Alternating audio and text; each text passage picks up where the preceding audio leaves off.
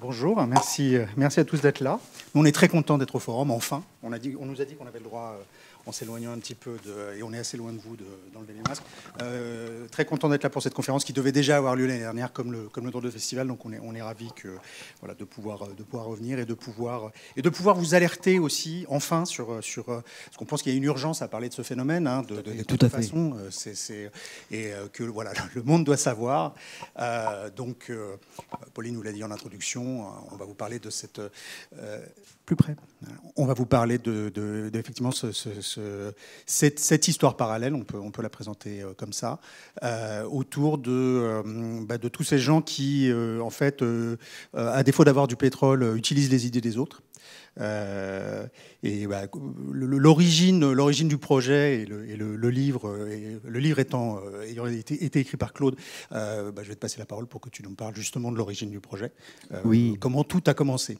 Eh bien, bonjour à tous déjà. Merci d'être venus, peu nombreux, mais d'être venus quand même, assister à mon agonie sur scène, puisque je n'ai pas du tout l'habitude de parler en public. Mon job, c'est d'écrire des livres, de temps en temps d'assurer la promo, enfin, de services après-vente dans les médias.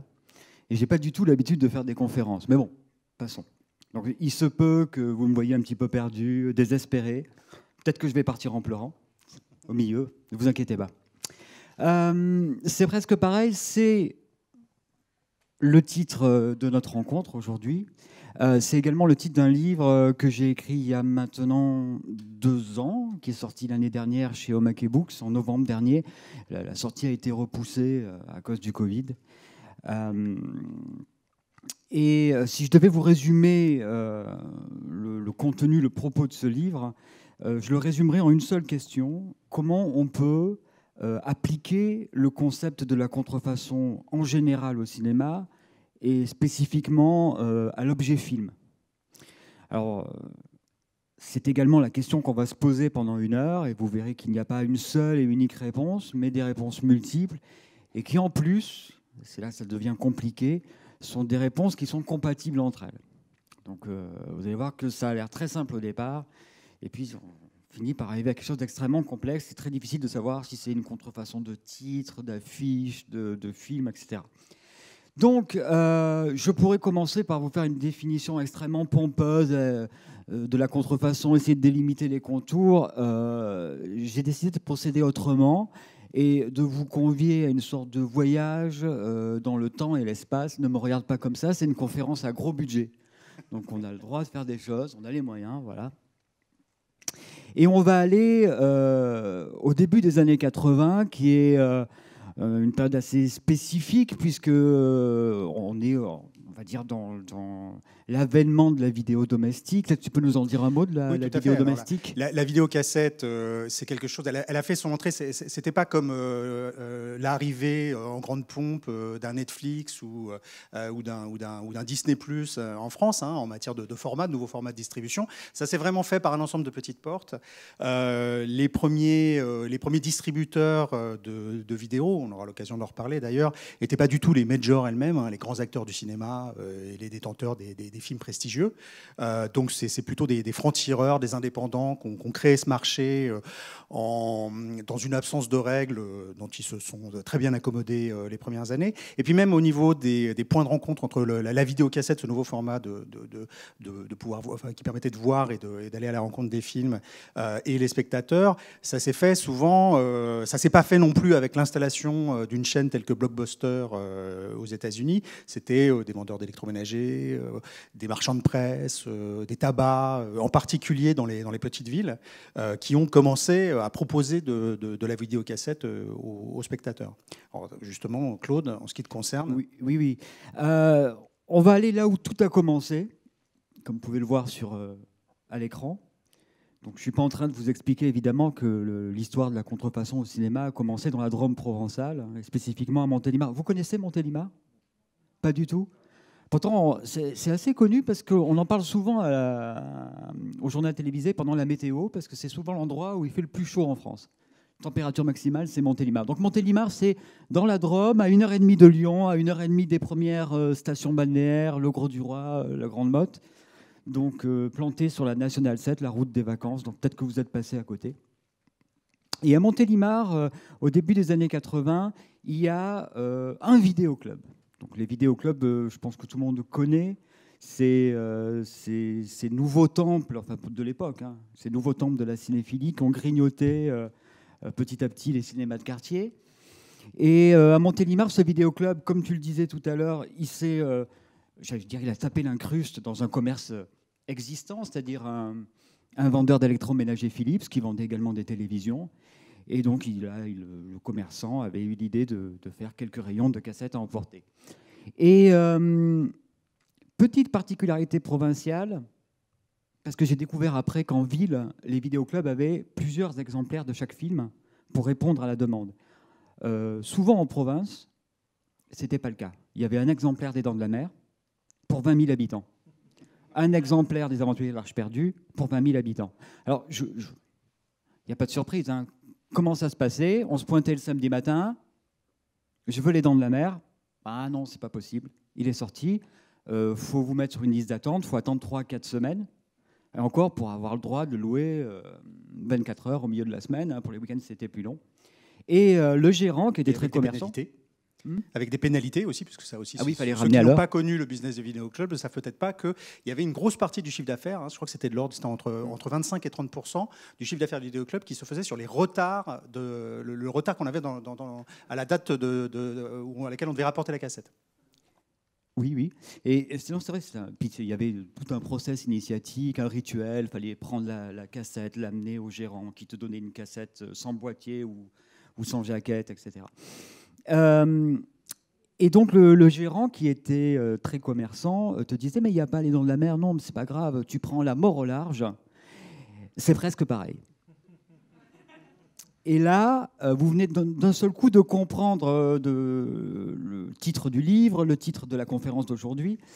Et effectivement, donc, on était venu chercher les Dents de la Mer, on repartait avec La Mort au large. Comment vous décrire cette expérience pour les jeunes loups, hein, ceux qui n'ont pas connu le temps béni de la vidéo locative?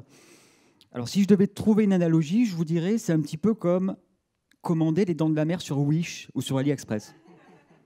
Je ne sais pas si vous connaissez ces applications asiatiques qui permettent de commander. C'est des marketplaces, en fait. Hein. C'est des marketplaces, oui, il y a beaucoup de contrefaçons. Ouais, oui, on vous montre une Rolex, celle à 35K, là, et puis vous recevez une pauvre montre à quartz avec une pile qui dure 2 mois. Et donc, voilà. Alors, vous voyez les deux affiches. Hein.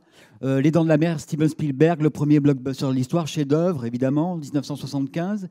Et sur votre droite, La Mort au large, d'Enzo Castellari, film italien de 1981. D'ailleurs, c'est intéressant les deux affiches parce que l'une est quasiment le prolongement de l'autre. Vous voyez, sur l'affiche des Dents de la Mer, on voit le requin encore dans les profondeurs avec ce verre aux 3/4 plein, avec cette impression de mouvement. En plus, c'est ce qui est magique dans cette affiche. L'image est fixe, évidemment, mais on voit vraiment le mouvement du requin. Et vous voyez, sur La Mort au large, ça y est, il a atteint la surface. Il sort de l'eau. Il a changé de proportion aussi. Oui, un peu. Les Italiens exagèrent un petit peu, c'est bien connu. Ce qui est intéressant avec La Mort au large, c'est pour ça que j'ai voulu commencer avec celui-là, c'est que c'est un plagiat. Et c'est un vrai plagiat. Alors, des vrais plagiats, il n'y en a pas beaucoup au cinéma. Il n'y a pas de plagiat plan par plan. Quoique, en fait, le remake de Psycho, je crois que c'est un truc plan par plan. Oui, ben alors il est officiel, donc il n'a pas le statut de plagiat, mais effectivement, alors il y a eu des conflits judiciaires, hein, il y a eu des films qui ont été reconnus par la justice comme plagiat.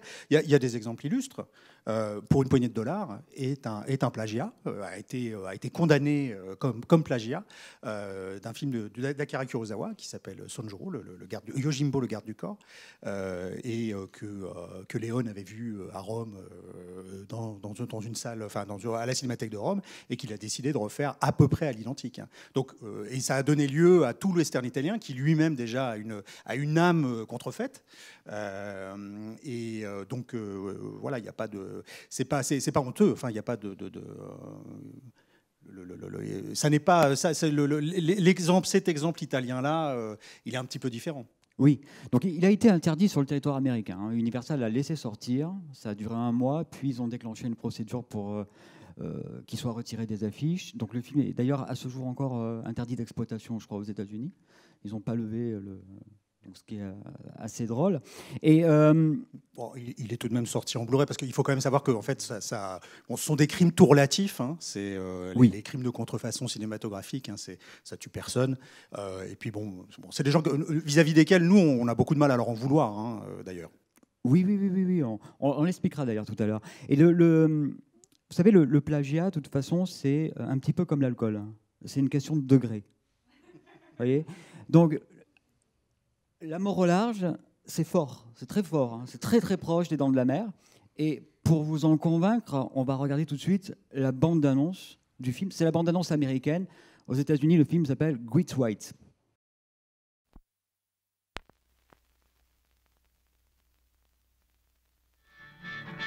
Oh, little Caroline, I'm feeling so lonely. I see you as the sun is going down. Port Harbor is a quiet summer resort with its pleasure boat enthusiasts, skin divers, and windsurfers. It may be one of the most peaceful places on earth.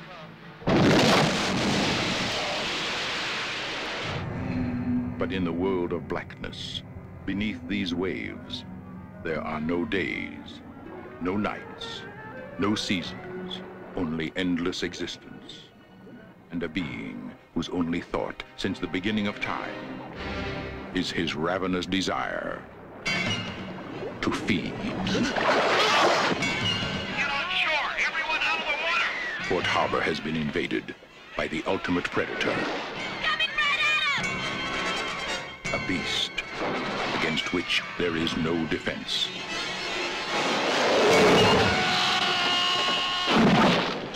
Nature's perfect killing machine.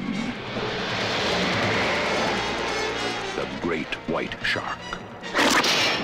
Great White. The terror begins March 5th.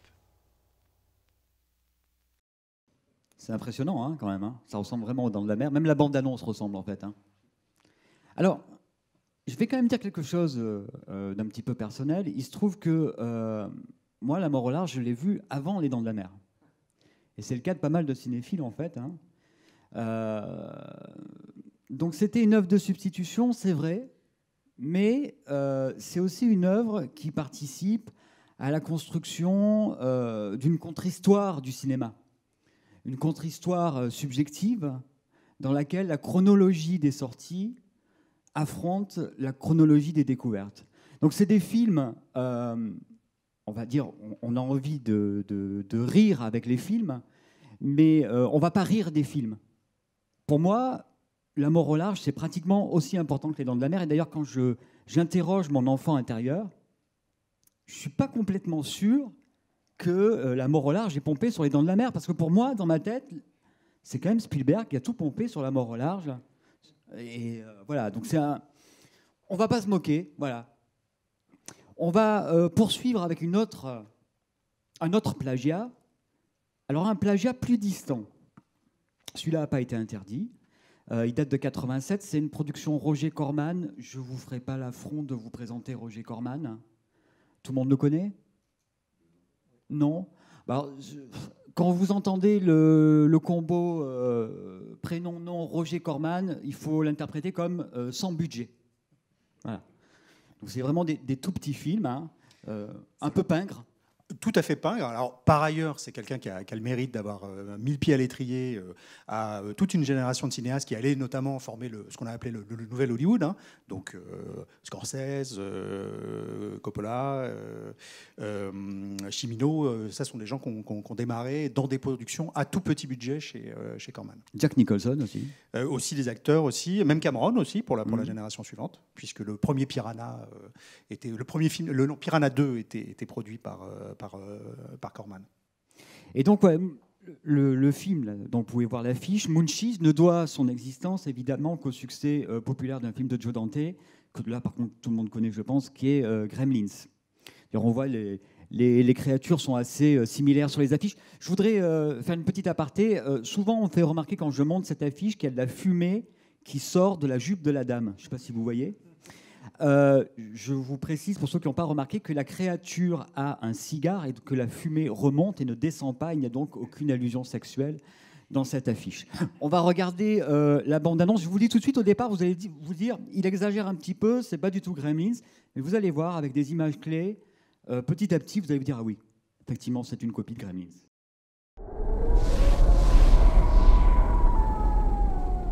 Sweetwater, a new and inviting desert community. Violation!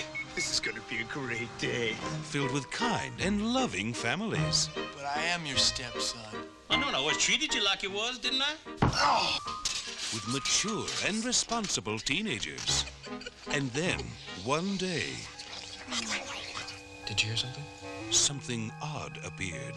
Paul, this is incredible. Exactly what they are is uncertain. I'm South American cockroach, Dad. I'm out of here. Their origins are somewhat hazy. It's an alien. Maybe an illegal alien. And while their manner can be quite charming, He's so cute. Can't we take him out of the bag now? their habits can be a little bizarre. Paul, not so rough. I haven't done anything yet. Gross. But you'd better treat them right. You're not laughing anymore, are you, pal? Because they're not necessarily nice. Munchies. Button into the driver's seat now. Taking over the lead. Grabbing up for the backseat, baby. That's not what I need. I'm making money from Connie. Here, kitty. What is that? What are they? I'm sure that thing's a cat. Murder? No one kills some hot tropical fish at length. I'm on the case! Just dropped in for a bite. Munchies, starring Harvey Korman, from the creator of Little Shop of Horrors. Munchies.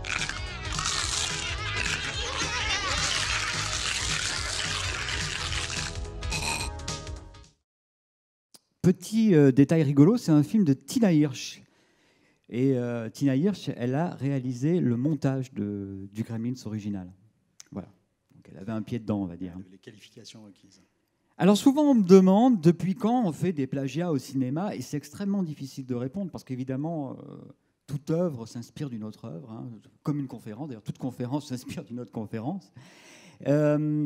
Mais le premier, ce qu'on appelle, entre guillemets, mockbuster, donc copie vraiment assumée d'un film à succès, on peut en trouver la trace à la toute fin des années 50 avec un film qui s'appelle The Monster of Piedras Blancas, dont vous voyez une magnifique photo d'exploitation, c'est une photo promotionnelle, je pense plutôt, qui montre donc une créature en train, selon toute vraisemblance, de mimer la taille de son appendice sexuel à une baigneuse endormie. Photo vraisemblablement prise sur la plage de Marseille, parce qu'on voit que le monstre exagère un petit peu et que la dame a peut-être pris un peu trop de chloroquine. Donc le film copie en fait L'étrange créature du lagon noir, qui est donc un film de Jack Arnold, qui est très connu en France parce que ça a été le premier et le seul, à ma connaissance, film diffusé à la télévision française en 3D anaglyphe en 1982, dans la dernière séance d'Eddie Mitchell. Exactement, avec des lunettes 3D qui étaient en vente avec Télé 7 jours, ouais. Et qui se sont arrachés. Je crois qu'il y a eu 2 millions d'exemplaires épuisés du magazine. Il y a des gens qui les ont encore. Hein. Et effectivement, c'était des semaines à l'avance. C'était un vrai événement télévisé, comme on aurait un peu du mal à l'imaginer aujourd'hui. Hein. Et tous les gamins, donc ce jour-là, avaient le même look, à la même heure, à 20h30. Alors, grosses lunettes en carton. Et ils ont eu aussi une conjonctivite pendant 10 jours ensuite, parce que c'était douloureux de regarder ça en 3D à la télévision. On va passer à la diapo suivante. Et la question qui suit, c'est est-ce qu'on continue aujourd'hui à faire des contrefaçons ? Il n'y a aucune bonne raison pour que ça s'arrête. Hein. Ça fonctionne tellement bien qu'on continue. On voit un exemple très récent avec des films de 2021. Donc, Godzilla versus Kong, c'est l'original. Et Ape versus Monster, qui est la copie. On va peut-être regarder le trailer. On va voir que il y a de la sophistication. Hein. Ça, c'est finalement assez proche de l'original. Oula.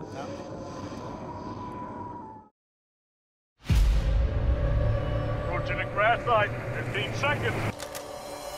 I see it. you hear that? Holy hell.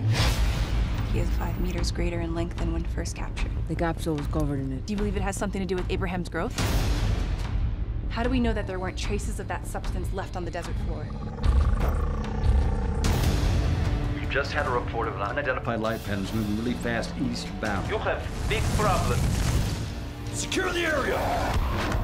Abraham's escaped. Where are the targets currently headed? Washington, D.C. The Gila. It's about to emerge. Abraham! Kick his ass. The horror we're facing now will only just be the beginning. This is war, gentlemen. Intergalactic combat.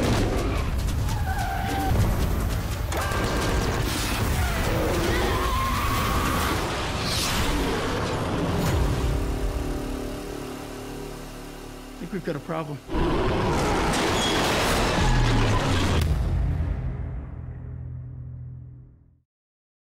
Voilà. C'est un film qui est produit par des Asylum. On va peut-être passer la diapo suivante. C'est assez intéressant. C'est une boîte californienne qui s'est créée à la fin des années 90 en investissant une niche, celui des petits films d'horreur à très faible budget. Je crois d'ailleurs Emilia, l'éditeur français, en avait sorti une paire. C'était pas très bon d'ailleurs. Et au milieu des années 2000, ils ont trouvé leur martingale un petit peu par hasard. Oui, en effet, ils ont produit leur propre version de La Guerre des Mondes au même moment que Steven Spielberg produisait la sienne. Ouais. Mais c'était un hasard de calendrier. Oui. Mais en revanche, par la suite, c'est devenu leur modèle économique. C'est-à-dire de mettre en chantier une version à petit budget qui imite le plus possible les caractéristiques du blockbuster annoncé à venir et de la faire suffisamment rapidement pour la sortir en vidéo et sur le pay-per-view à l'époque et puis maintenant en vidéo à la demande, au moment où a lieu la promotion du gros film. Dans le budget, voilà, pour bénéficier d'une sorte de ruissellement cher à un certain président de la République. Une contrefaçon, lui aussi, non? Oui, c'est possible. Et effectivement, ils ont même porté ce modèle-là à la télévision, en série télé, avec une série qui s'appelle Z Nation, qui a même droit aussi à ses spin-offs. C'était pas totalement nouveau. Hein. La canon des Golan Globus dans les années 80 avait déjà inauguré ce système-là. Hein. Menachem Golan, dès qu'il entendait parler d'un projet chez Columbia ou chez Warner, se disait nous aussi, on va faire le nôtre. Hein. C'est même d'ailleurs comme ça que, par exemple, ce film qui est considéré comme le premier film sur le hip-hop, enfin, sur le Electric Boogaloo, est arrivé parce qu'il a entendu qu'il y avait un Beat Street en préparation chez Columbia.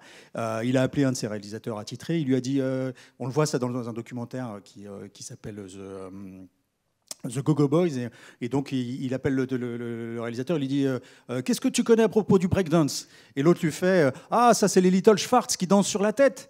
Et donc c'est ce type-là qui a fait le premier film sur la culture urbaine historiquement. Donc voilà, avec des qualifications. Donc on voit à l'écran là toutes ces. Alors c'est pas tout de la production Asylum. Hein. Metal Man, qui est le Iron Man du pauvre, c'est pas exactement ça. Mais on voit Transmorpher, la version dyslexique de Transformer. Atlantic Rim, qui fait référence évidemment à Pacific Rim, Terminator avec Annès, Sinister Squad, c'est Suicide Squad. Alors, American Warship, c'est intéressant parce qu'ils ont eu un procès. Ils ont fréquemment des procès, hein, dit Asylum. Hein. Ils sont obligés de rechanger les titres, les visuels, etc. À la base, ça devait s'appeler American Battleship, et ça faisait référence évidemment au Battleship. Là. C'était un film bizarre, d'ailleurs, c'était un blockbuster inspiré de Touché Coulé. Oui, c'était en fait, il y a eu la Paramount et une major qui se cherchent des IP à développer et qui a notamment fait un certain nombre de films dans le cadre d'un accord avec Hasbro. Donc Hasbro, le fabricant de jouets. Donc il y a eu G.I. Joe qui a donné plusieurs films, effectivement, et ce Battleship qui était en fait une adaptation de la bataille navale. Voilà. Alors, Mega Piranha, c'était au moment de la sortie du Piranha d'Aja, produit par Dimension. On va passer à une forme différente de contrefaçon. Enfin, c'est pratiquement une variante du plagiat. Vous voyez, certains ont de la suite dans les idées et d'autres ont de la suite dans les idées des autres. Et il y a une petite spécialité italienne qui est la fausse suite. Donc là, on voit Les Dents de la Mer numéro 5, Jaws 5, qui est évidemment un film italien et un film de Bruno Mattei, qui a été un grand spécialiste des fausses suites. Il faut noter que ces films sont souvent sortis en France sous d'autres titres, en fait, parce que les distributeurs avaient peur de les sortir avec leurs titres originaux. Ça a été d'ailleurs le cas de l'éditeur vidéo américain Séverin, parce que le visuel que vous voyez là, en fait, c'est une jaquette réversible. Et ils n'ont, durant toute la commercialisation du DVD, le lancement de la sortie, ils n'ont pas montré ce visuel. Voilà. Il était flouté. Et ils ont montré le visuel de l'autre côté où il y avait simplement marqué Cruel Jaws. Alors il y a une particularité avec Cruel Jaws, qui est que c'est un film de montage. C'est-à-dire, vous vous souvenez de La Mort au large qu'on a vu tout à l'heure ? Eh bien, c'est un film qui a été fait avec des bouts de La Mort au large, des segments des Dents de la Mer numéro 2, donc de Svark, et la musique de La Guerre des Étoiles. Bon, alors on va voir un extrait, vous allez voir que du coup, comme c'est un film de montage et que c'est quelque chose de très composite, tout n'est pas raccord. Vous allez voir un pauvre morceau de viande là, qui, selon les plans, n'a pas la même couleur ni la même taille. Et puis il y a une réplique absolument énorme dans ce passage-là, qui est on va avoir besoin d'un plus gros hélicoptère, qui fait référence évidemment aux Dents de la Mer numéro 1.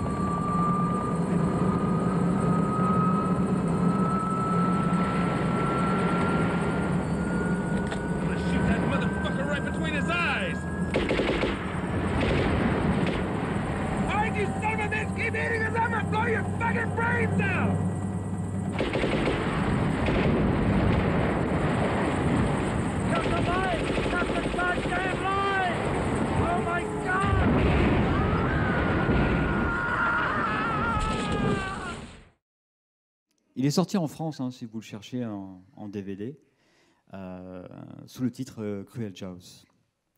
Il était sorti chez TF1 en vidéocassette d'ailleurs, et je crois, non, c'est pas celui-là où l'accroche était Méfiez-vous des vacances. Je crois que c'était Deep Blood. Enfin, je sais plus. Il faudrait qu'on vérifie. On va voir un autre exemple avec le Terminator 2 italien, toujours de Bruno Mattei. Alors, il y a une petite histoire sur celui-là qui est assez drôle. C'est que le film a été annoncé comme Alien 3. Voilà. Avec un tout autre visuel. Et au final, on a eu Terminator 2, mais le film reste quand même surtout une copie d'Alien. Alors, visiblement, c'était assez courant. Pour un autre livre, j'avais eu quelques échanges épistolaires avec le scénariste Dardano Sacchetti, et qui m'avait expliqué que Blast Fighter, qui était un sous-Rambo, en fait, qui est reconnu comme étant un sous-Rambo, à la base était un sous-Mad Max, qui avait été vendu à Cannes sous le titre Blast Fighter, et on lui avait demandé, parce que la mode avait changé, il fallait plus faire de Mad Max, fallait faire des Rambo, de changer complètement le scénario. Voilà. Donc c'était visiblement une pratique courante. On va regarder un extrait de Terminator 2, vous allez voir que c'est vraiment une copie d'Alien, beaucoup plus que de Terminator.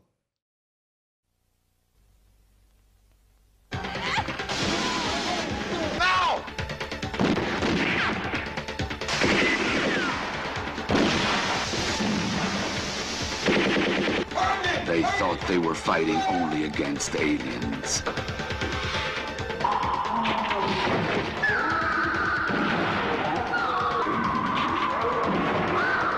They were sure that they had won their battle, but they were mistaken.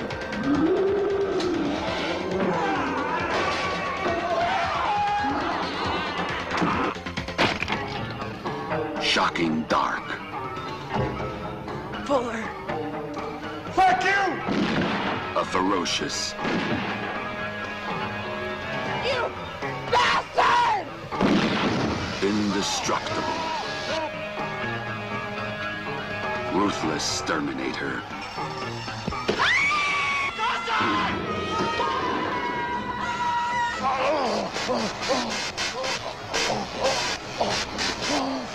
Shocking dark.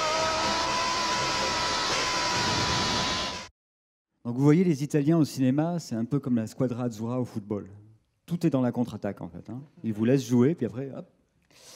On va voir deux derniers exemples de fausses suites italiennes, avec Zombie 2 de Lucio Fulci, mais qui est un très bon film, en fait, mais qui n'a aucun rapport avec celui de Romero, si ce n'est le fait qu'il y ait des morts-vivants. Oui, et ce ne sont pas le même type de morts-vivants, ils sont beaucoup plus d'obédience vaudou que chez Romero. Et Alien 2 Sous la Terre, qui est un très mauvais film, mais qui est extrêmement glauque, donc ça vaut quand même le coup de le regarder. Voilà. Et on va regarder la diapo d'après, qui va nous amener un peu plus loin, parce qu'évidemment, comment vous dire, les films qu'on a vus avant étaient des films qui ont été prévus pour être des fausses suites. Mais il arrive parfois que les distributeurs se disent, bah, tiens, il y a tel film qui a marché, je vais acheter un film et je vais le retitrer. Et là, ici, vous avez une suite logique qui commence par Classe 84 de Mark Lester, film culte. Film d'anticipation qui donc imagine voilà, la violence urbaine, les délinquants juvéniles hors de contrôle. Voilà, qui a vraiment deux suites d'ailleurs. Il y a une vraie suite qui s'appelle Classe 1999, voilà. Dans lequel il y a une réponse du corps enseignant sous forme de cyborg. Oui, c'est une réponse comme une autre. Rire avec un lance-flamme caché dans le bras pour mater les étudiants récalcitrants. Et c'est efficace d'ailleurs. Et là, le distributeur est allé chercher donc deux autres films qu'il a retitrés. Donc, Classe 89, c'est un film qui s'appelle Free 15, je crois. Et Classe 92, c'est Party City Rocker, ou Queen City Rocker, je crois. Voilà. Donc, mais ça n'a aucun rapport, évidemment, avec Classe 1984, si ce n'est que c'est également des films sur les délinquants. On va passer à la suite. Alors évidemment, on était pratiquement déjà dans la suite qu'on a vue sur de l'arnaque au titre. Et vous allez voir que l'arnaque au titre, il y en a beaucoup eu. On voit un exemple ici avec, à gauche, Vidéodrome de David Cronenberg, tout le monde connaît, je pense. Affiche sublime de Laurent Melki, du sympathique Laurent Melki. Et sur votre droite, vous avez Télédrome, qui... Évidemment, c'est absolument n'importe quoi, parce que c'est un film italien qui s'appelle Hypnose, donc il n'a absolument aucun rapport avec Vidéodrome. Mais bon, voilà, on a cette copie de visuel et de titre. Ça existait également en France, avec les Morphalous de Belmondo. Un éditeur vidéo avait eu l'idée de retitrer un film obscur qui s'appelle Le Plumard en folie, de 1975, qui est l'histoire d'un lit qui raconte ses mémoires. C'est vraiment pas terrible. Et suite à la sortie des Morphalous, il est allé retitrer donc, Le Plumard en folie, Les Farfelous. Voilà, en recopiant évidemment la police, un petit peu du visuel. Vous voyez, quand on fait une copie de titre, la copie d'affiche est jamais très loin, en fait. Elle vient presque naturellement. Alors, un exemple très récent avec Twilight, et un produit vidéo qui s'est fait rebaptiser Daylight Saga, ce qui est assez drôle parce que c'est une saga où il n'y a qu'un titre, il n'y a qu'un film, mais bon. Donc voilà, c'était pour vous montrer que c'est des pratiques qui existent encore aujourd'hui dans l'ère du DVD, voire du Blu-ray. On va passer à la partie jeu, quiz. Donc vous allez pouvoir participer. Sauf une personne ici, qui s'appelle Régis Coléou, qui ne peut pas participer à ce jeu parce qu'il est tombé dedans quand il était petit. Donc il va avoir toutes les réponses. Donc voilà. Alors vous savez, quand vous avez une infection, des fois quelque chose qui est un peu résistant, le le docteur vous donne plusieurs antibiotiques. On élargit le spectre, vous voyez. Et en matière de distribution de films, c'est parfois un petit peu la même chose. On se dit, on va prendre plusieurs publics différents, on va essayer de les rassembler, ça élargit le public. Donc si on veut avoir le public de la série Battlestar Galactica et le public de Star Wars, qu'est-ce que ça donne? Alors, est-ce que quelqu'un veut tenter de donner la réponse? Ah. Battleship Galactica, c'est bien tenté. Une autre réponse ici, non? C'était la même? Vous voulez donner la même réponse?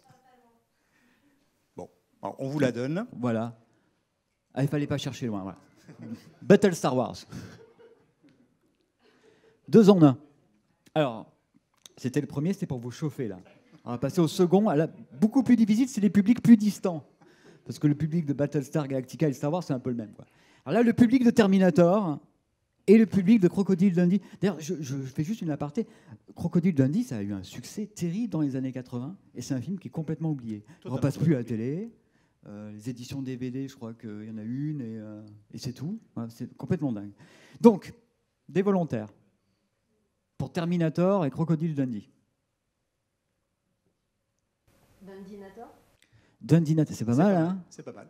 Il faudrait le faire, d'ailleurs. Ouais, on va peut-être le garder. Pardon? C'est bien aussi. Ouais, c'est bien, on le note aussi. Hein. Ouais, on va peut-être... envoyez-nous des CV.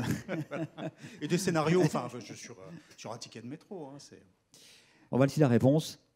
Terminator Dundee.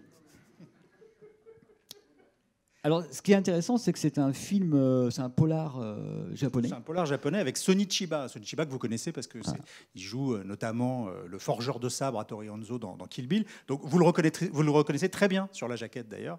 Non, c'est un film japonais avec uniquement des acteurs japonais. Donc là, l'arnaque va quand même vraiment très loin. Ah oui, complètement. Ouais. Et donc c'est un film qui s'appelle Opération Kamikaze, hein, à la base, ou Kamikaze X-27 selon les titres d'exploitation. On va passer à beaucoup plus difficile. Attention. Donc d'un côté, c'est encore 2 exemples de films qui ont hyper bien marché dans les années 80 hein, et qui aujourd'hui. Bon, les spécialistes, ça va encore parce que c'est. Oui, ça passe sur la TNT de temps en temps. Ça doit passer sur la TNT assez régulièrement même, mais bon, effectivement, les dieux sont tombés sur la tête. Ça, je pense qu'il y a beaucoup de gens qui ne doivent pas s'en souvenir. Alors, à votre avis, comment ont-ils été mélangés?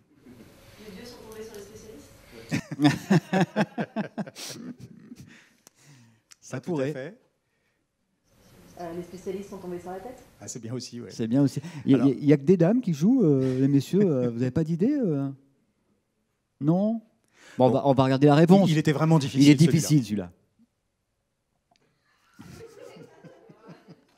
Donc il y a effectivement un jeu de mots de lettres, même quasiment, c'est qu'une seule lettre qui change. Les dieux sont tombés sur la tête, les vieux sont tombés sur la tête.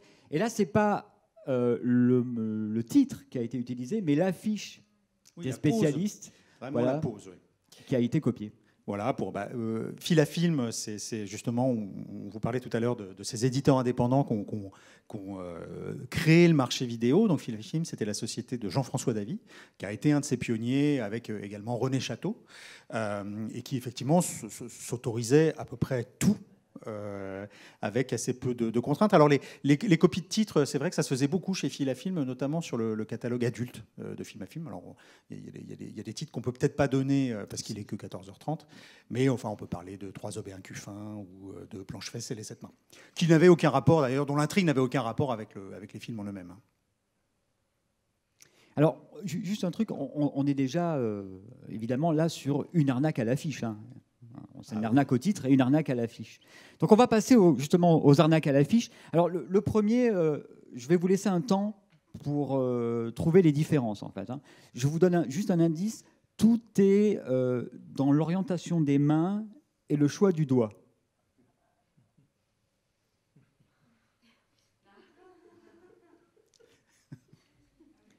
Donc en fait là c'est une des affiches vidéo d'un film américain qui est un film pornographique qui s'appelle Ultra Flèche, qui est un film de SF pornographique. Et donc l'affiche française recopie celle de E.T. l'extraterrestre de Spielberg. Et comme je vous disais, tout est dans le choix du doigt. Voilà. On va en voir une autre. Alors, Predator Robo War, Tu veux en dire un mot? On est alors c'est un film de Vincent Dawn. En fait, Vincent Dawn, on vous a déjà parlé de lui tout à l'heure, hein, puisque ça n'est nul autre que Bruno Mattei. Il y avait cette attention, voire même ce talent de la part des réalisateurs italiens et des producteurs et des distributeurs de limer les numéros de série sur les films pour pas qu'on se rende compte qu'en fait c'était des films italiens. Ça s'est arrêté d'ailleurs cet art du plagiat à partir du moment où les productions américaines ont commencé à faire emploi d'effets spéciaux digitaux, puisque là, évidemment, l'ingénierie en matière d'images de synthèse transalpine n'a pas été en mesure de suivre. Mais tant qu'il s'agissait que d'effets spéciaux de plateau physique, avec des créatures, des gens dans des costumes, des explosions, en fait, il tenait plutôt le rang. Alors, RoboWar, c'est un vrai sous-prédateur à tout point de vue. Là on est, l'affiche a été remarquablement bien imitée, mais c'est un des derniers, un des barreaux d'honneur de la contrefaçon italienne.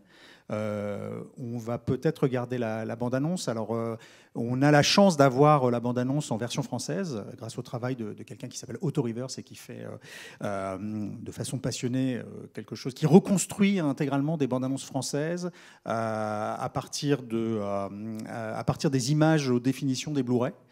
Puisqu'évidemment, les bandes-annonces françaises, souvent, elles se sont perdues, elles n'existent plus. Et pour RoboWar, c'est très important, la version française, notamment la voix du robot. Here we have Corporal Neil Corey, top marksman rating. Private Larry Garino, Alfred Bray, dubbed Papa Doc. Sonny Peel, martial arts expert. His friends call him Blood.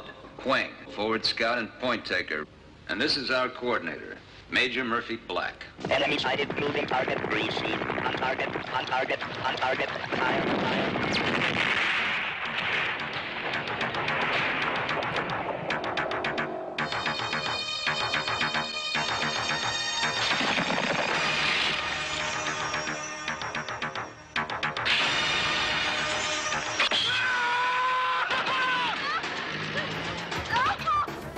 Let's get ready for a clean kill. We're gonna start settling some accounts here.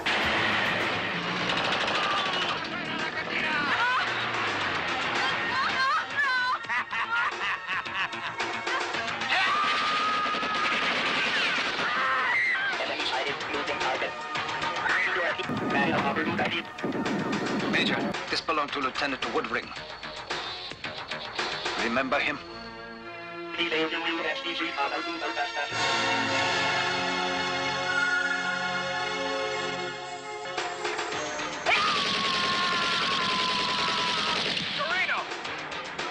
On target, on target, on target.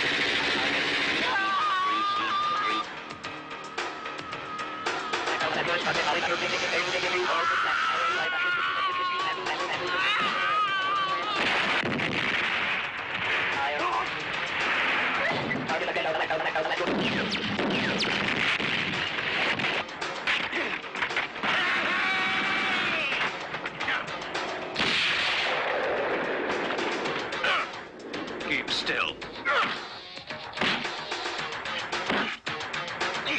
Sorry.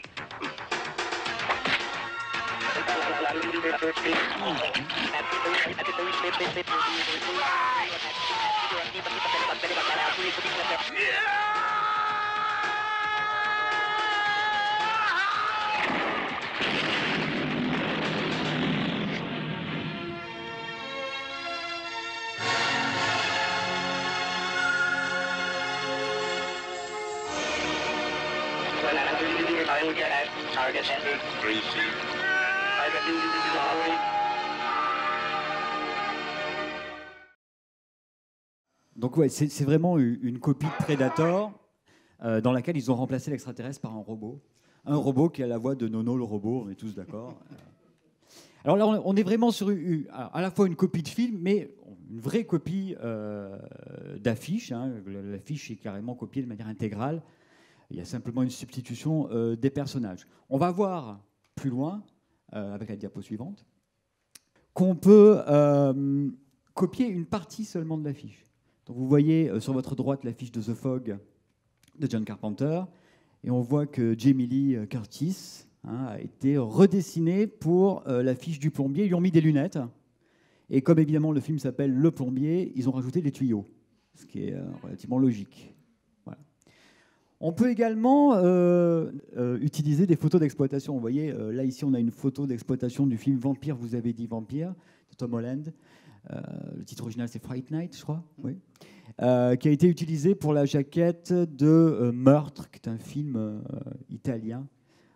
C'est pas du tout un film de vampire. En plus, évidemment. Mais on ne voit pas les dents, hein, parce que Meurtre couvre les dents. Donc, quelque part, ça va. Voilà. Alors, est-ce qu'on peut aller plus loin dans la contrefaçon ? Bah oui, évidemment. On peut également faire des arnaques au casting. Alors, on va en voir une. Et une fameuse. Alors, je pense que vous êtes nombreux à être familiers de Bud Spencer et Terence Hill, hein, ce duo dont le succès est survenu alors que le western italien était vraiment en perte de vitesse.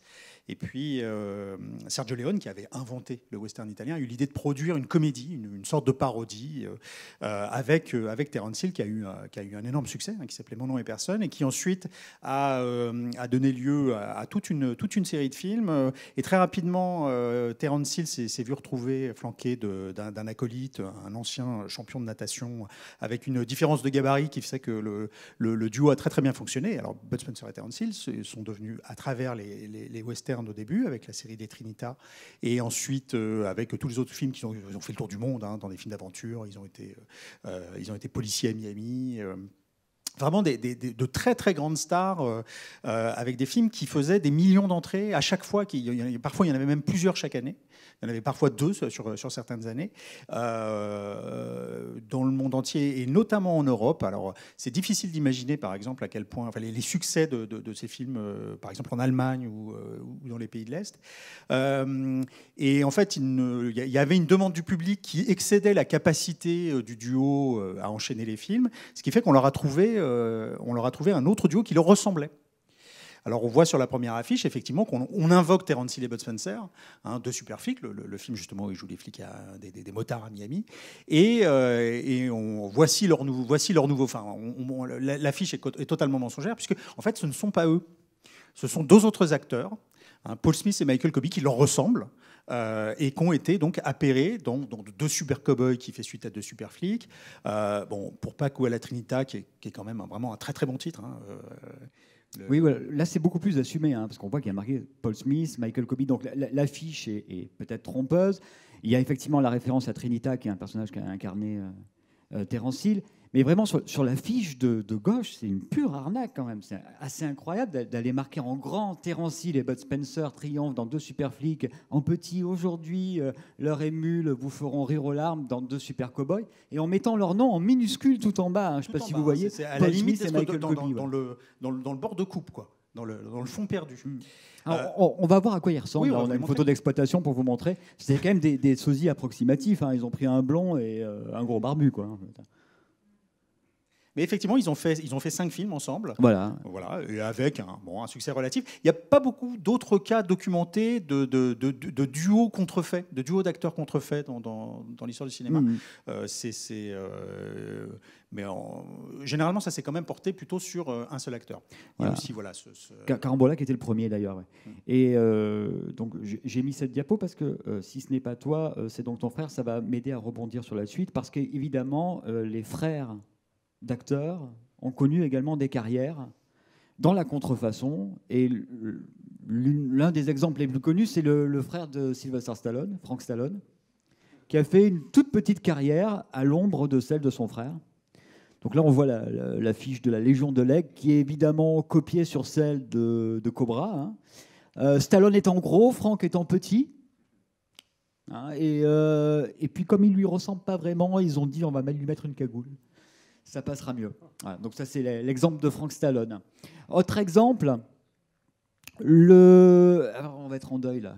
Oui, parce que c'est l'occasion de lui rendre hommage, puisqu'il nous a quittés le 9 mai dernier. Voilà, Neil Connery, le frère de Sean Connery, qui a joué dans un bon film, d'ailleurs, une bonne copie de James Bond, qui s'appelle Opération Frère Cadet, Opération Kid Brother, ou OK Connery aussi. OK Connery aussi. Voilà. Donc il joue dans le film, c'est assez compliqué, parce qu'il joue dans le film le frère de James Bond, et le frère de James Bond qui est chirurgien et qui fait de l'hypnose. et qui est aussi un chaud lapin. Et on va y retrouver le vrai M, la vraie Moneypenny, le vrai méchant de Goldfinger. C'est un film. Je suis assez étonné que ce film ait complètement disparu. Il aurait mérité d'être réédité en DVD ou en Blu-ray. Enfin bon, il est visionnable sur Internet. Si vous maîtrisez l'italien, vous n'aurez pas de problème à le trouver. Ah.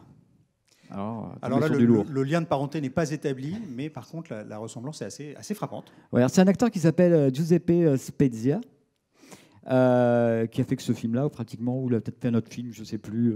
Enfin bon, il n'a pas fait carrière.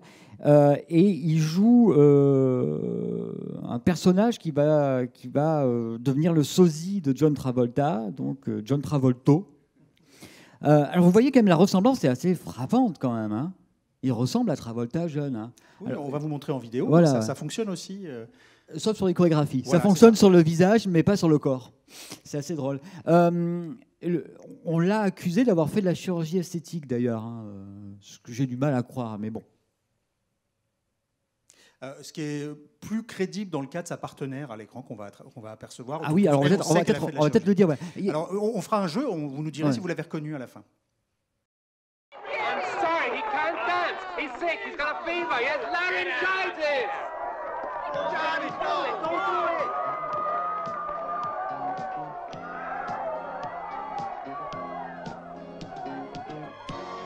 No, I beg of you, don't. Travolta, Travolta, Travolta, Travolta, Travolta, Travolta, Travolta, Travolta, Travolta.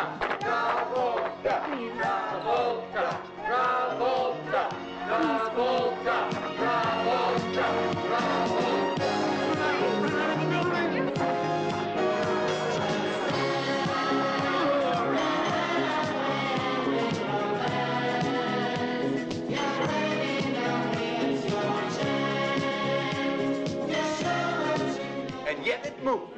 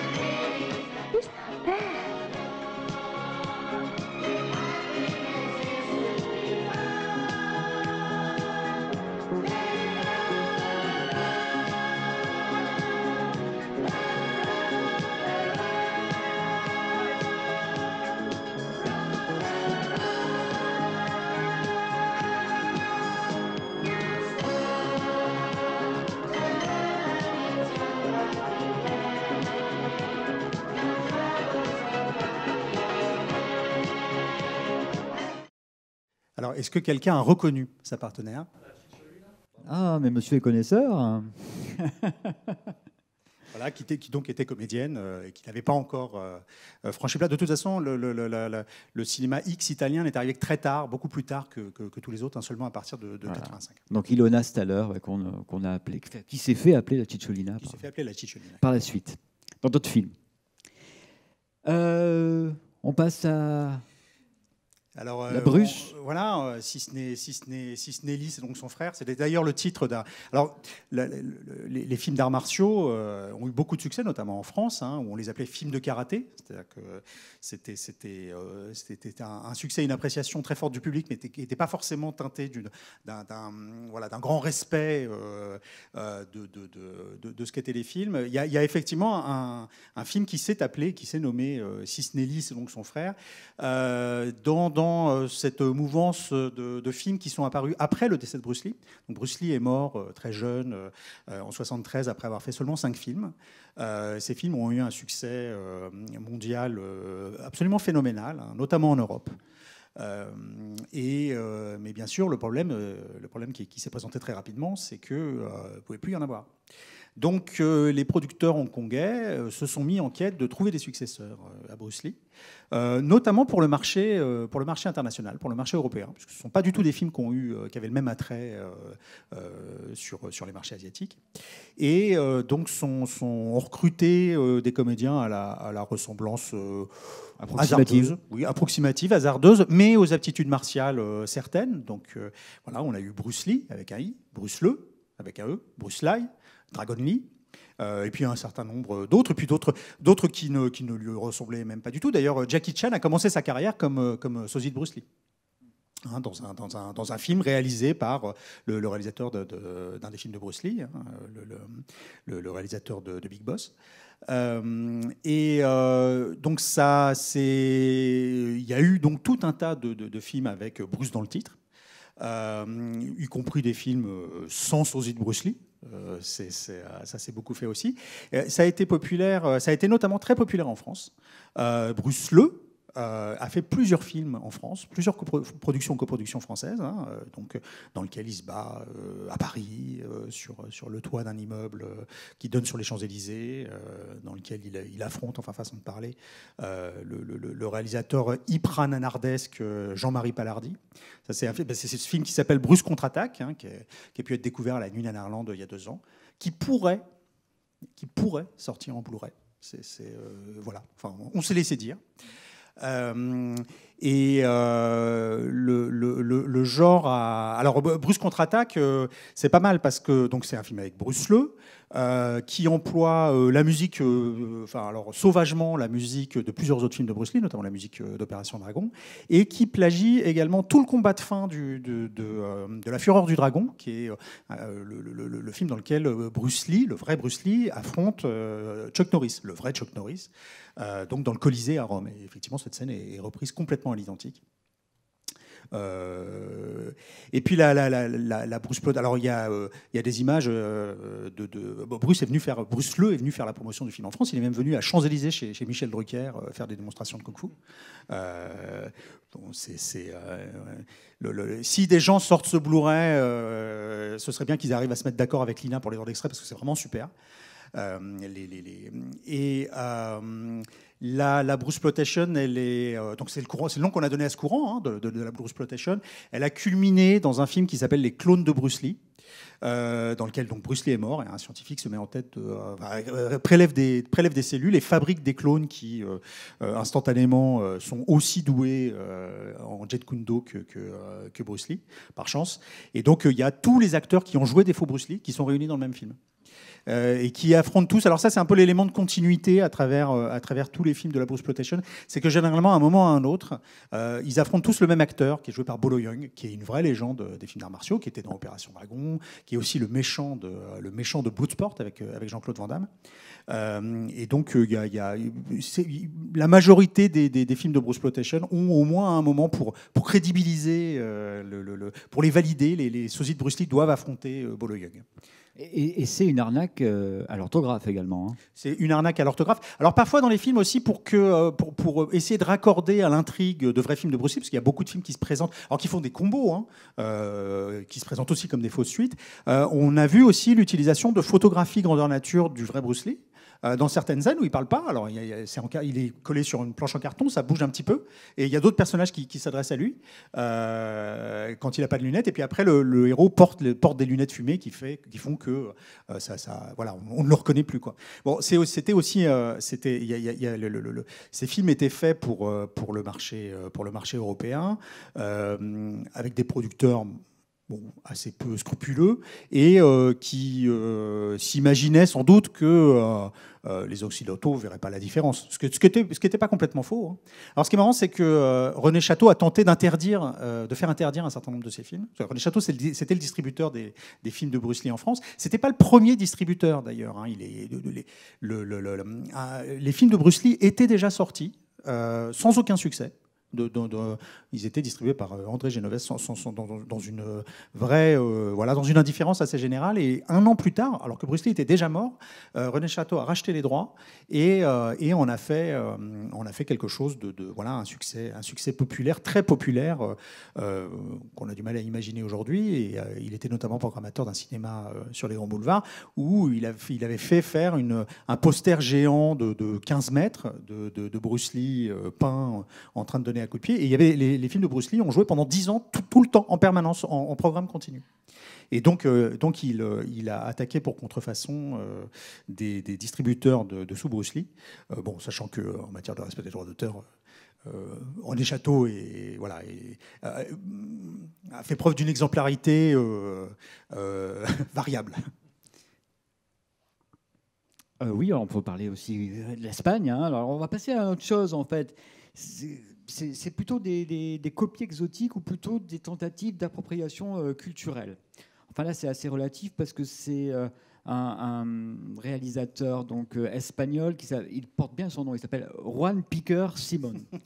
En matière pour piquer, oui, il a été pas mal. Il a piqué le scénario de Superman pour faire Super Sonic Man. Il a fait également une copie de Massacre à la tronçonneuse avec Paul Smith. Alors c'est d'ailleurs marrant parce que le Superman espagnol était avec Michael Coby. Voilà. Ah oui, ce sont les membres des faux Bud Spencer et Terence Hill. Nous, ça nous paraît évident. Voilà, donc nous, ça nous parle. Voilà. Et remarquez cette superbe jaquette du sadique à la tronçonneuse où il y a une faute, la tronçonneuse. Voilà. Et puis il y a sur votre droite. Et d'ailleurs, il faudrait vérifier, mais je pense que c'est la photo du vrai Massacre à la tronçonneuse. Ah oui, c'est Leatherface, ouais. Donc c'est Paul Smith qui joue le maniaque. Là.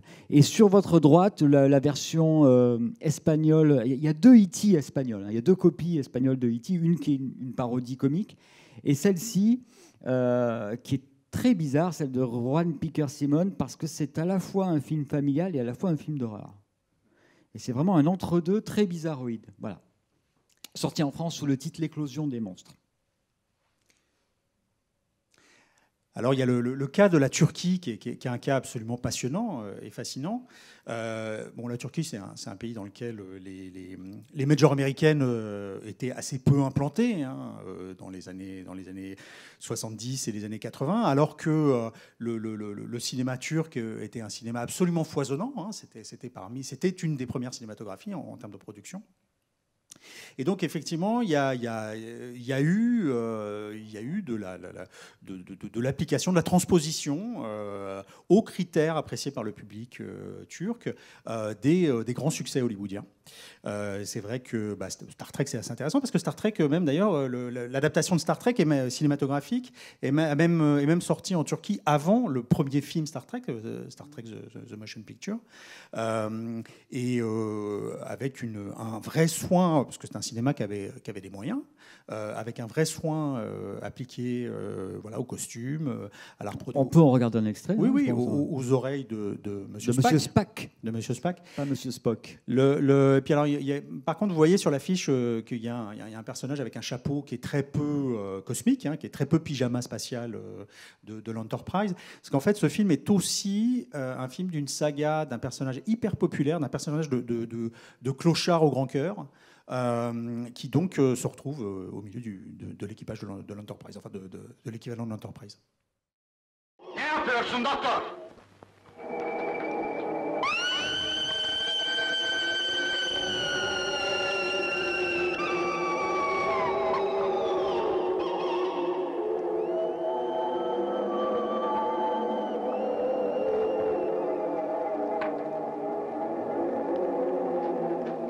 Vur onu doktor. Kaptanı öldürecek, vur onu. Hayır. Vur onu doktor. Nancy'yi öldüremem ben.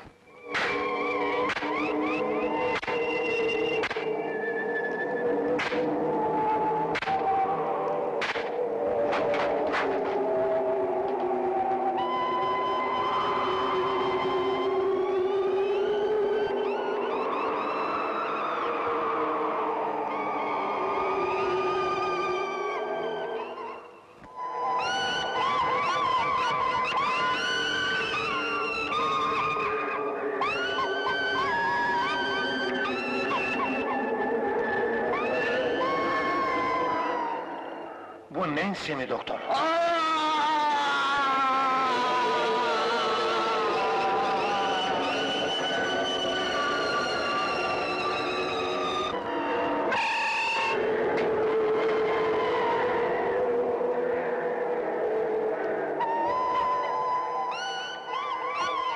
Leonard, yapma. Öldürme beni.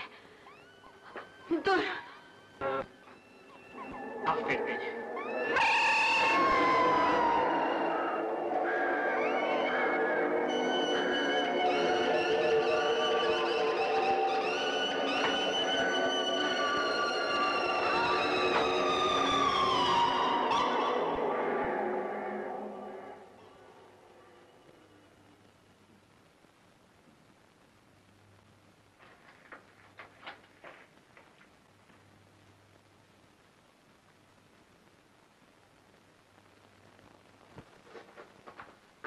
Üzgünüm doktor. Alors, vous aurez noté que quand on administre une gifle dans un film turc, on ne le fait pas qu'une fois. On le fait de nombreuses fois, et ça, c'est une vraie caractéristique du cinéma turc. Qui savait, même quand il copiait les grands succès hollywoodiens, il y avait cette conscience du fait que, de toute façon, le public savait qu'il était à la maison, en fait, hein, qu'il n'était pas, que l'émerveillement n'était pas le même qu'avec Hollywood. Et donc, il y avait cette habitude de compenser la qualité par la quantité. Et notamment quand il s'agit de se bagarrer. Vous voyez juste à côté l'affiche d'un film qui est celui-ci, avec quelqu'un qui lève la jambe, avec le Alain Delon turc qui lève la jambe, qui est connu qui est connu par chez nous comme Turkish Star Wars, que pas vraiment d'ailleurs un décalque de Star Wars. Hein. Non. En fait, on doit l'appellation Turkish Star Wars au fait qu'ils ont eu des problèmes pour faire les effets spéciaux. Il y a eu des problèmes climatiques, en fait. Ils avaient construit des décors, ça n'a pas fonctionné, il y a eu une tempête, etc. Donc ils ont trouvé comme subterfuge de soudoyer un gardien d'un entrepôt pour piquer pendant la nuit des copies de la Guerre des Étoiles. Et ils ont utilisé les plans d'effets spéciaux de la Guerre des Étoiles, ils ont ramené les copies le lendemain. Voilà. Et donc les effets spéciaux qu'on voit dans le film sont les effets spéciaux de la Guerre des Étoiles. Voilà, il y a des scènes de Star Wars qui sont projetées en rétroprojection, et il y a un acteur devant qui se met à la place du pilote du X-Wing, et donc voilà, c'est Kenneth Arkin qui est dedans et qui bombarde l'étoile noire. Alors, par contre, ils ont eu la délicatesse de ne pas utiliser la musique de Star Wars, mais celle d'Indiana Jones. Bah oui. Pour brouiller les pistes, sans doute. Et alors, les grands personnages, Rambo a été plagié plusieurs fois, notamment une fois par Kenneth Arkin. Avec Kenneth Arkin, d'ailleurs. Kenneth Arkin, c'est assez intéressant parce que c'est un acteur qui était très populaire, qui, quand cette vague des remakes sauvages, alors totalement en dehors de tout droit de remake en Turquie, s'est mis en place, c'était déjà un acteur de la maturité. Et donc, il s'est mis à faire des arts martiaux. Disons par commodité, on va appeler ça comme ça, alors qu'il avait déjà de belles tempes grisonnantes, et il a continué à faire ça jusqu'à la soixantaine, annonçant peut-être une vague plus récente qu'on a, nous, dans le cinéma américain, des darons de l'action qui reviennent et qui sont plus forts que jamais à la soixantaine. Il y a eu un Rambo aussi avec un bodybuilder turc. Bon, il y a une bande-annonce, mais en fait, on ne va pas vous la montrer parce que justement, c'est une bande-annonce très parodique qui avait été faite par l'éditeur américain. Ouais. Et voilà, ça manque un peu de bienveillance, on va dire. Oui. Alors, un autre courant cinématographique qui a eu aussi à cœur de réinterpréter des grandes figures de l'imaginaire et du cinéma, c'est la blaxploitation, notamment dans le fantastique, hein, avec deux films particulièrement notables que sont Blackula, qui a également fait l'objet d'une suite, Blackula Scream, dans lequel il y a Pam Grier également, et Black Frankenstein, qui est aussi connu comme Blackenstein. la blaxploitation est un courant qui est un genre cinématographique qui est né quasiment par hasard, puisque en fait c'est suite au succès d'un film ultra indépendant, un film militant et assez radical qui s'appelle Sweet Sweet Bad Badass Song, qui était un micro-budget d'un réalisateur extrêmement pionnier en matière de... D'ailleurs pas uniquement sur le film, c'est quelqu'un qui a fait tomber pas mal de barrières, donc son réalisateur Melvin Van Peebles, et notamment en ayant du succès et tout en faisant des films assez radicaux. C'était pas son premier film d'ailleurs. Et donc très rapidement, ça a été, on va dire, positivé par des producteurs indépendants et aussi par des majors qui donc ont fait, voilà, ont voulu donner des classiques intemporels à ce cinéma. Donc Blackula, Black Frankenstein, il y a eu aussi un Black Godfather, un Black Belt Jones, puisque Bruce Lee avait un disciple qui s'appelait Jim Kelly, qu'on aperçoit d'ailleurs dans Opération Wagon, qui a eu toute une série de films à son effigie, où donc il pratique le Jeet Kune Do avec une afro absolument magnifique. Il y a même eu un Black Gestapo, bon, mais celui-là on n'a pas entendu parler, d'ayant droit qui se serait manifesté par rapport à... Et puis on va finir ce tour du monde en beauté avec l'Inde. L'Inde qui, un peu à la manière de la Turquie aussi, voilà, est un territoire où disons que les représentations les représentations des majors en matière de respect des droits d'auteur ont toujours été assez lâches. Et où il y a eu cette envie de faire pour le public local ce qui avait plu aux réalisateurs dans ce qu'ils voyaient du cinéma américain. Alors le cinéma américain n'était pas tellement distribué jusqu'à une période assez récente, donc c'était plutôt on va dire les bonnes histoires ou les bonnes scènes qu'il s'agissait de reprendre. Alors il y a un Dents de la mer, indien qui a la particularité d'avoir été tourné sur une période très longue. Oui. Du coup, ils ont gardé le même cast, donc ce sont les mêmes acteurs, mais par contre, d'un plan à l'autre, ils peuvent prendre 15 ans d'âge ou perdre 15 ans, donc c'est un peu déstabilisant quand on regarde le film. Mais voilà, bon, c'est plutôt sympathique. C'est un peu long. Il y a des numéros musicaux, évidemment, parce que c'est Bollywood, et puis voilà. Et puis, souvent, c'était vraiment c'était à la carte. Ça l'est toujours, d'ailleurs. Enfin, les remakes indiens de films américains ou même coréens, c'est quelque chose qui est toujours assez courant. Et souvent, c'était parfois uniquement des scènes qui étaient copiées. Alors, il y a, par exemple, toute la scène d'ouverture de Volte-Face de John Woo qui est reprise quasiment plan par plan comme scène de fin d'un film avec Shah Rukh Khan qui s'appelle One to K4. Et puis dans les années 80, il y a un film. Alors vous êtes sur la piste avec c'est pas le titre du film. Le film s'appelle Doga, mais Golimar c'est le nom de la chanson. Et on va vous la montrer, cette chanson, parce que alors on vous prévient. Ça reste dans la tête. Ça reste dans la tête. Ça peut. Pour 2-3 jours. Voilà, on se dégage de toute responsabilité sur la chorégraphie, voilà, c'est quand même fait par des professionnels, donc évitez de reproduire, par contre. Ce qui est vrai de tout ce qu'on vous a indiqué, c'est-à-dire ne reproduisez pas ces films chez vous, enfin du moins sans l'aide de professionnels certifiés. On peut vous communiquer des coordonnées de gens qui ont déjà fait leurs preuves, même s'ils ne sont plus forcément de première jeunesse. Et donc voilà, le dernier extrait qu'on va vous passer, c'est donc Golimar, issu du film Donga.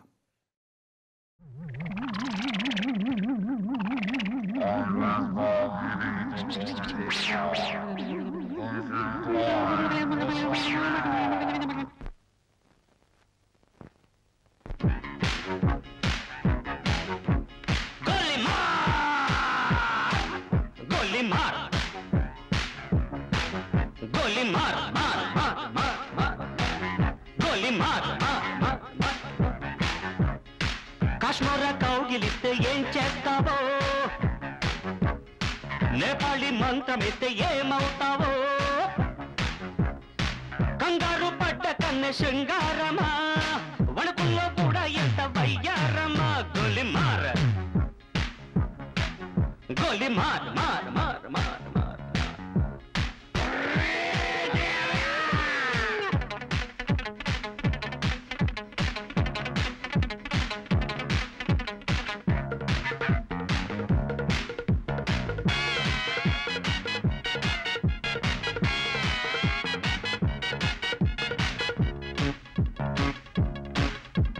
పుట్టంగానే మట్టైపోయే కుట్టి చట్టాన్ వస్తే ముద్దు పెట్టాలంటే అల్లాడిపోతావే అమ్మడు బాణమతి చేస్తారు ప్రాణాలింక తీస్తారు ఉన్న మతి పోయాక ఉప్పు పాతరేస్తారు ఓ యుతి బంతి పుబంతి ఓ శాంతి శాంతి ఓం శాంతి రుద్రం రౌద్రం రిరింస మూర్ఖం మూఢం ముమూర్ష killer killer killer killer killer killer గోలి మార్ గోలి మార్ మార్ మార్ మార్ మార్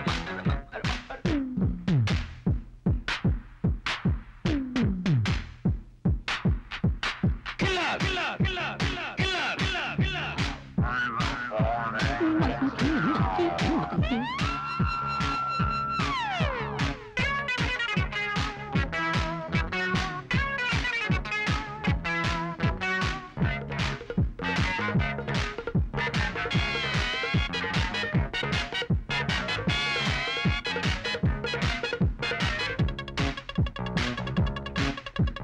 ముట్టంగానే నిట్టయిపోయే కొరివి దయ్యాలొస్తే కొంగులంటూకుంటే చల్లారేదట్టగో ఇప్పుడు చేతబడి చేస్తారు కోడి మెడ కోస్తారు శ్మశానాల వీధుల్లో పిశాచాలు పడతారు ఓ నారి ప్యారి వయ్యారి ఓ పాత్ర కాళీ కంకడి తీవ్రం తీవ్రం దిదృక్ష ముందు వెనుక పరీక్ష గోలి మార్ గోలి మార్ మార్ మార్ గోలి మార్ మార్ మార్ కాశ్మీరా కౌగిలిస్తే ఏం చేస్తావో నేపాళి మంత్రం ఇస్తే ఏమవుతావో కంగారు పడ్డ కన్నె శృంగారమా వణుకుల్లో కూడా ఇంత వయ్యారమ గోలి మార్ మార్ మార్ మార్ మార్ మార్ మార్ మార్ Voilà. Eh ben, écoutez, merci de votre attention. On remercie aussi toute l'équipe du Forum des Images, et notamment Pauline, Zénep et Fabien, de nous avoir permis Et Muriel. Et Muriel. Ça, c'est une... et alors, si vous avez des questions, vous êtes les bienvenus.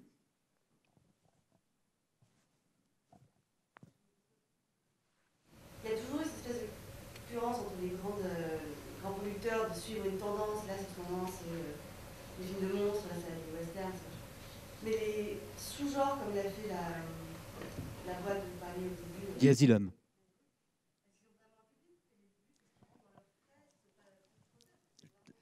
Ouais. Alors, à la base, il s'est produit quelque chose. Tout à l'heure, on a dit ils ont trouvé leur modèle un petit peu par hasard. Ce qu'ils ont fait, ils ont produit leur version de La Guerre des Mondes, alors que Spielberg était en train de faire la sienne. Et ils ont sorti, simplement par parasitisme en fait, ils ont sorti leur film en vidéo au moment où Spielberg sortait Le Sien en salle. Et la chaîne de vidéoclub américaine de l'époque Blockbuster, qui n'existe plus maintenant, en a commandé 100 000 copies. C'est comme ça qu'ils ont compris qu'ils avaient trouvé une formule magique en fait. Donc voilà. Mais c'est pas unique, enfin ça c'est un exemple récent, mais c'est vrai que les Italiens ont vraiment mis au point successivement, à mesure qu'il y avait des genres qui apparaissaient. Effectivement, c'était tout à fait lucratif. Enfin, nous, avec l'autre, on se plonge avec bonheur dans le post-apocalyptique italien. C'est un de nos genres de prédilection. Hein.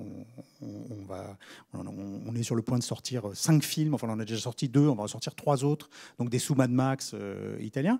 Ce sont des films qui étaient distribués en salle, en France, aux États-Unis, c'est des films qui coûtaient pas cher, donc oui, qui ont très vite, qui ont toujours eu une bonne rentabilité. Et alors après, effectivement, ça s'est déplacé. Les Italiens n'ont plus été dans la course à partir du moment où les formes à partir du moment où la distribution a changé, où les modes de distribution ont changé, où c'est plus passé par la salle et moins par la vidéo. C'est vrai que c'est plus des boîtes américaines chaînes comme The Asylum qui ont été investir ces créneaux-là à partir du moment où c'était le pay-per-view et aussi des chaînes comme Sci-Fi aussi, qui est une chaîne qui est très grosse consommatrice aussi de rip-off. On appelle ça, les Américains appellent ça des rip-off, hein, les ersatz ou les plagiats. Mais oui, il y a toujours eu une économie qui est liée au fait que il y a une demande en fait. Il y a une demande du public. La promesse qu'on fait au public de tout temps, qu'on fait au public, le public veut y croire. Alors évidemment, c'est une promesse qui est rarement tenue, mais il y revient, le public. Alors d'autant plus à des époques où les films se commercialisaient surtout sur leurs affiches, sur leurs titres, voilà, où on n'avait pas la possibilité, on ne pouvait pas aller voir le trailer sur YouTube, mais même aujourd'hui, ça continue toujours. Hein. Mais globalement, quand tu vois un film qui te plaît, tu as envie de prolonger l'expérience. C'est des gens qui ont envie de voir des copies de leurs films préférés. Alors, ils ne le vivent pas comme ça. Ils le vivent comme un prolongement. En fait, quand tu vois un film qui te plaît, tu veux, soit tu es cinéphile, à ce moment-là, tu vas regarder les films du même réalisateur ou avec les mêmes acteurs, ou alors tu vas chercher des films dans le même genre. Si tu as vu un film, je sais pas, sur un frigo-tueur, tu vas chercher tous les films de frigo-tueurs. Voire même écrire un livre sur les films de frigo-tueurs. Voilà. Mais alors les gens ne cherchent pas des copies à proprement parler. Enfin, c'est des mécanismes psychologiques qu'on vit nous, mais une des phrases d'accroche qui a longtemps été utilisée, par exemple dans les vidéos, c'était un film dans la lignée 2. C'est un peu magique en fait. Un film dans la lignée et parfois même ou à la rencontre d'eux, pour faire des associations, ou la réponse d'eux aussi. Ça, c'est aussi quelque chose qui s'est fait. Et en fait, ça active une envie d'être maintenu dans quelque chose qu'on a aimé, qui est une envie rationnelle. Mais la fois d'après, on retombe dans le panneau. Chacun d'entre nous est susceptible de retomber dans le panneau. De toute façon, en tant que cinéphile, on se fait toujours avoir, en fait. Si on regardait que des bons films, des chefs-d'œuvre, on n'en verrait pas beaucoup. Ce serait épuisant, d'ailleurs. On serait tout le temps en train de réfléchir, on en parlerait pendant enfin voilà. Mais alors que la logique du cinéma d'exploitation, dans lequel s'inscrit à peu près la totalité des exemples qu'on vous a donnés, hein, elle repose aussi sur le fait que le public n'est pas si regardant que ça. Pour y regarder, quoi. Et d'ailleurs, les films de The Asylum sont diffusés sur la TNT, hein, souvent en deuxième partie de soirée. Voilà. Ils sont exécrables, absolument. Il n'y en a pas un de bon, en fait. Mais Non. Et leur série télévisée, elle a le Z Nation, elle a des audiences qui sont assez élevées, alors que c'est vraiment très, très, très mauvais. C'est une série télé, en plus. C'est-à-dire qu'en plus, il y a moyen de décrocher d'une série télé.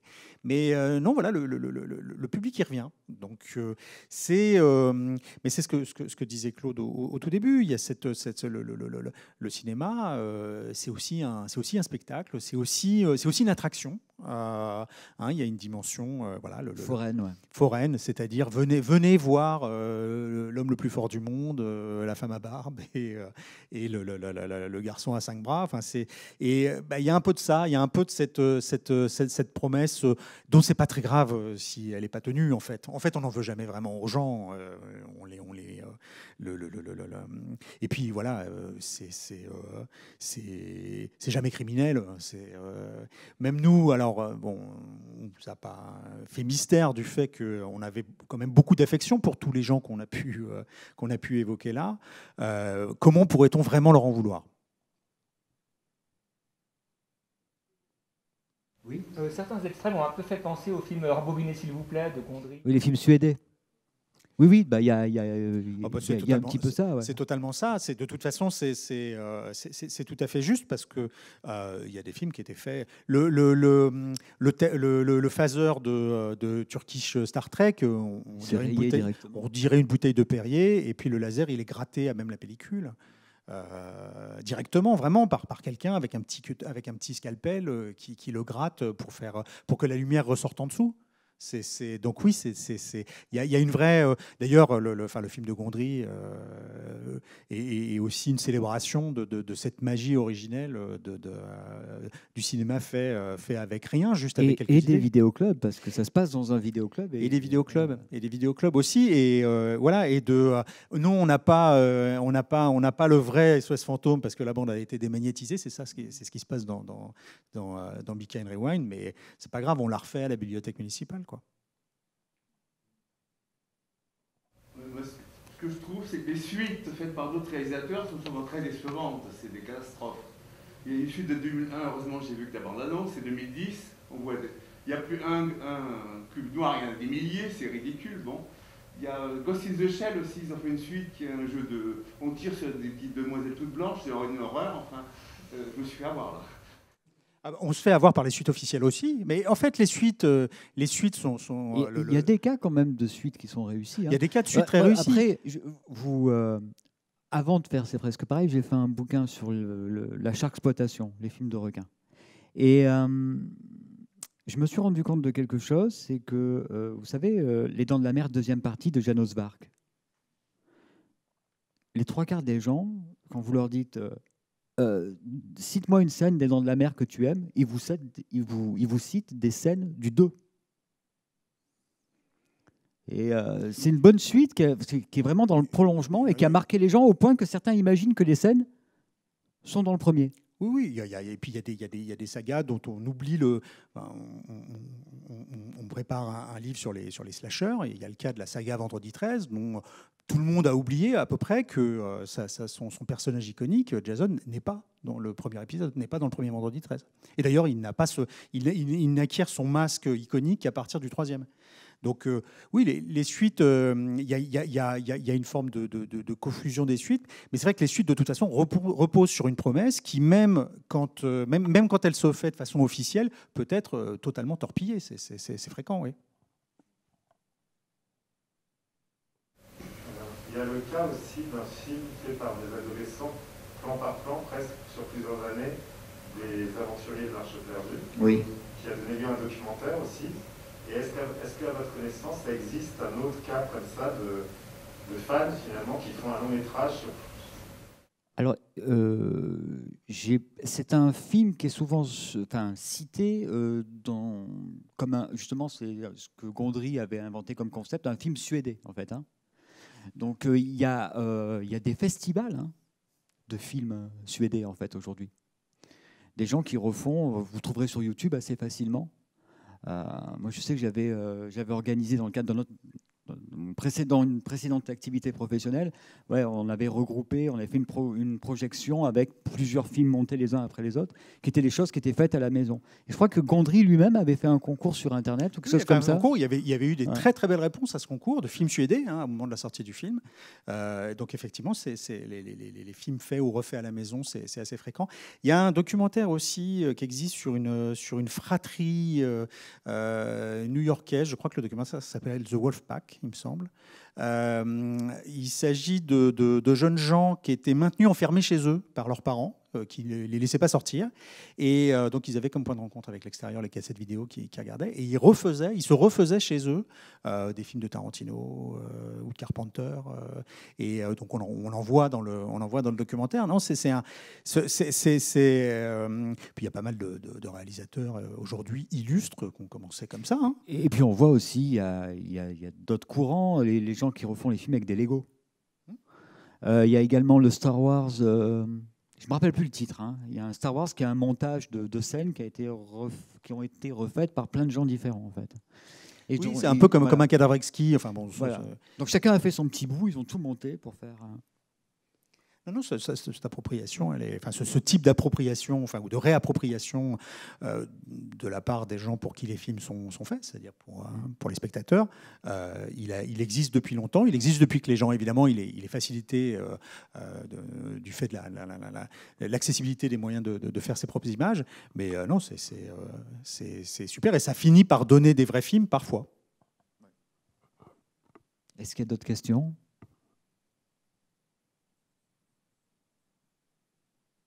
Bon, on va s'arrêter là alors. On vous remercie d'être venu. Merci.